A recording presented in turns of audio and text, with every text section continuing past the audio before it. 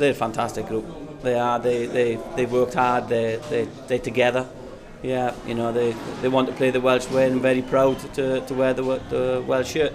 No doubt tomorrow, if we can get a win, then they go home smiling, and we forget about this result and leave the camp as happy as we can be.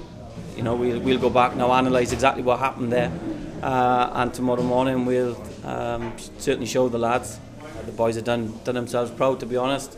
First period, I think we've created 8-9 good, very good chances. So, you know, we've got to take that now into the next game. Second half, bit of changes. The weather was horrendous, but yeah, we battled on, and I think they can be proud of themselves. And we got enough in the changing room. The squad's quite big.